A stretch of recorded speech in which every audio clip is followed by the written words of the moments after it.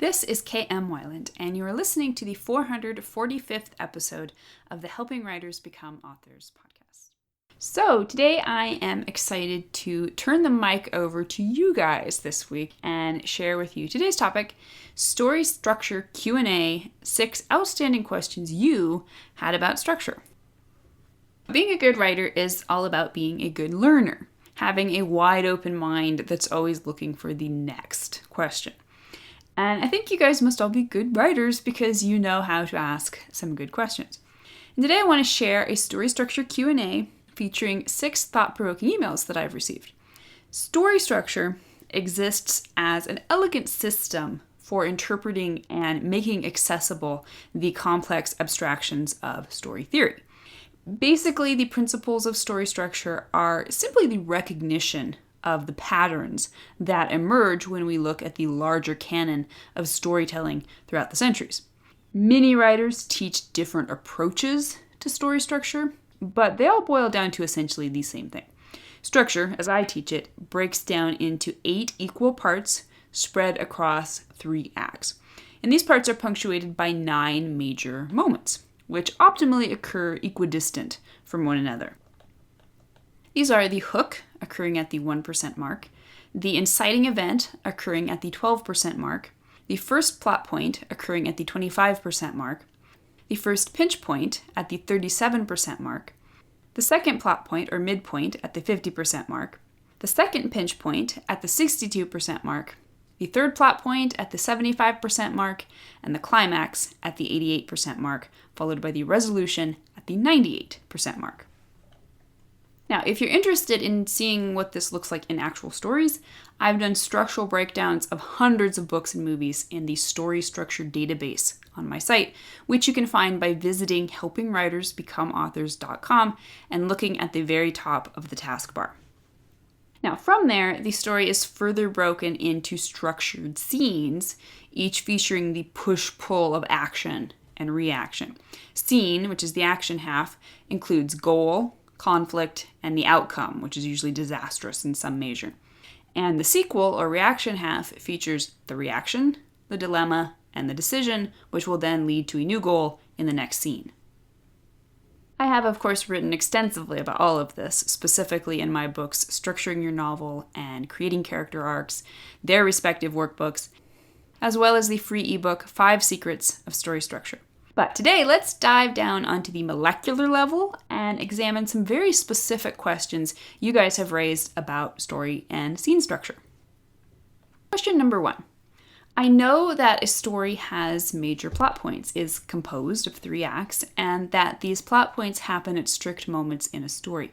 However, when determining the number of scenes in a novel, is it necessary that each act has exactly the same number of scenes, except Act 2, which would be twice that number? For example, I'm outlining my novel of 40 scenes, but I'm struggling to meet that quota simply because I don't need that many scenes in Act 1. Is it possible to have, say, a breakdown of 18, 41, and 19 versus 20, 40, 20? Ryan M. Answer. The timing of plot points, and thus acts, doesn't have to be absolutely precise. The closer you are to the perfect percentage markers, the better, naturally. But the longer the story, the more wiggle room you have. For example, in my work in progress, the chapter ratio breaks down like this: 13, 37, and 15. What is most important is that all structural requirements are happening within their proper sections and given the right amount of time to unfold properly within the story's pacing. Question number 2. Does the scene-sequel approach for novels also work for TV and films? If so, how? Does a sequel have to happen directly after the scene it's attached to, or can there be a scene A, it then cuts to another scene or sequel based on an earlier scene, then it cuts to the sequel of scene A? Stephen B. Answer. Structural scenes are different from scenes that are defined by scene breaks or cuts. In a script, especially one with multiple storylines, it's not uncommon for there to be many scene cuts that divide up the overarching structure into several distinct different scenes. This is fine, as long as the individual scene structures are completed at some point. Now, this does make it harder to spot scene-sequel structure in movies and TVs than in books sometimes, especially since the visual medium often utilize fast non-scenes, such as incidents and happenings, to quickly convey information. Now, an example of basic scene structure from Star Wars: A New Hope would be Luke's scene of finding R2, which is followed by the sequel with Ben Kenobi. And that looks like this. Goal: find R2 and get him back to the farm before Uncle Owen finds out. Conflict: the Sand People arrive. Disaster: outcome: the Sand People attack, knock Luke unconscious, dismember 3PO, until Ben Kenobi arrives and rescues them. Reaction: Luke is surprised to meet Ben. Dilemma: Ben wants him to come with him to Alderaan, but Luke knows his uncle is waiting for him. Decision: go back to the farm, which kicks off the new goal of returning, which is interrupted by the Jawa slaughter, and then the disaster of his aunts and uncle's deaths back at the farm. I see what you have to say about story structure and character arcs. Does it always have to be this way? In my story, I have a 16-year-old running away. That is how the novel opens. She fails. She is returned home and doesn't leave again until 10 months later. None of this happens at the marks you talk about. Does this mean I'm doing it all wrong? Nomi L. So the short answer to your question is yes, it is important for stories to follow all of the major structural principles. Wherever they fail to do so, they will inevitably be weaker and less interesting than they might otherwise have been. However, two things spring to mind in reference to your story description. To begin with, the timing of the structural moments does not have to be dead on. I refer back to the first question we talked about. Particularly in the lengthier narrative form of the novel, we actually have a fair bit of flexibility with the timing. I still recommend trying to time the major structural points to within 5% of the optimal. However, second, make sure you're identifying the moments in your story correctly. Without knowing any more about the timing, it strikes me that the opening scene in which the girl tries to run away is your hook, and her subsequent success is your inciting event. Ultimately, the timing and structure is really about the pacing. As long as the pacing feels right, everything is probably working just fine. But if you feel the pacing is off anywhere, that's a good place to stop and consider the structure. Question number 4. The story I'm working on right now is confusing me a little in regards to story structure. Am I wrong in saying that the events in the story that create conflict get progressively worse or harder for the protagonist to deal with through the plot? Because if that's true, is it too much to have a character beloved to the protagonist die as the motivating incident in the first plot point? Is that simply too big of an event to have in the first act? Rebecca K. Answer: in a general sense, the events of a story definitely escalate as the stakes get higher and higher and become more endangered, funneling down to the red-hot point of the climax. Usually, the darkest moment in the story will be the third plot point at the 75% mark, which will very often feature death or the threat of death, either to the protagonist or someone he cares about. However, it's not uncommon to feature death at the first plot point. The first plot point marks a point of no return for the protagonists, in which they are often violently thrust from their normal world. Often, a loved one's death at this point can be the motivating factor in their pursuits throughout the entire rest of the conflict. Question number 5.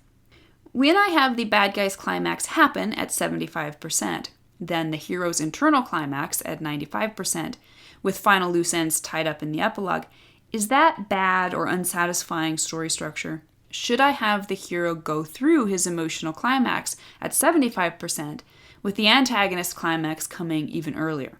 I'm not sure that it should take my hero 1/4 of the book to get over his identity crisis. Do you? Teddy H.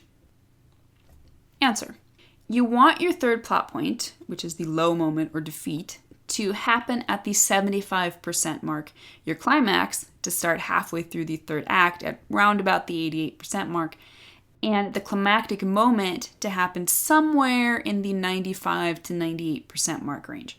Now, that said, there are two good rules of thumb for figuring out in what order to arrange your story's final confrontations. The first is simply to ask, which antagonistic force is the most important to the story? Always end with the most important. This does not always mean you will end with the physically biggest or most visually obvious antagonist. Sometimes the character's inner conflict is more important and can only be ended after she's faced down the outer antagonist. However, you must also make certain the overarching conflict is properly framed. The climactic moment, taking place around the 98% mark, is the answer to the dramatic question first presented in the inciting event at the 12% mark. So ask yourself, which of your conflicts is most prominent in the inciting event? If it's the character's inner conflict, then you're indicating this is what the story is really about. Therefore, it would make perfect sense to save its conclusion until the very end of the story. But if the outer conflict is given more emphasis in the inciting event, then readers will feel the story is essentially over upon the completion of that plotline, even if the protagonist's inner conflict remains as a yet unresolved loose end. And question number 6. Imagine a road story or road film. You have a character on the road going from one funny situation to the next on his way to California. Does each incident during the whole trip contain a goal? Would it be frivolous to label the goal, just keep on going towards California, each and every time? Does a humorous situation require a goal and all those other elements? David H. Answer. Just the other night, I was watching an old Abbott and Costello movie and lamenting how much better it would have been had all the humorous incidents been together in a solid plotline. So the short answer is yes. Even road trip comedies need a solid through line based on a main plot goal that is supported in every scene by related scene goals. Even if the story is intended to be very episodic, which gives it much more of a pass than other types of stories, you still want to make sure whatever is happening in each episode is presenting a new and different obstacle to the character's forward progression toward their end goal of California. It's best if each scene has a specific trip-related goal that can be thwarted. For example, they need to stop for gas, but they stop at a station that is being robbed. Or they need someone to jumpstart their car on the side of the road, but the person who stops just happens to be the guy who robbed the station. Stuff like that. Each is an obstacle to the overall goal of getting to California, but each is based on a very specific scene goal. So what about you? Did you hear one of your own questions or something close? The ability to take abstract concepts, such as story theory, and make them concrete enough to be useful begins by being able to ask good questions. Where there's a question, there's always an answer. So tell me what you think. What is your top story structure question? If you'd like to be part of the community over on my site and join in the conversation on this subject, be sure to stop by the website at helpingwritersbecomeauthors.com. You can always find a transcript of the most recent podcast and add your voice to the discussion by visiting the first post on the site's homepage. And don't forget that if you are looking for an older post, you can always find those by putting the podcast title in the search field at the top of the right-hand column. If you enjoyed this podcast, you can subscribe on iTunes. And if you'd like to support Helping Writers Become Authors, I would totally appreciate it if you'd consider taking the time to leave a quick rating or review on iTunes. Thank you so much for listening to the Helping Writers Become Authors podcast, and be sure to check back again next week.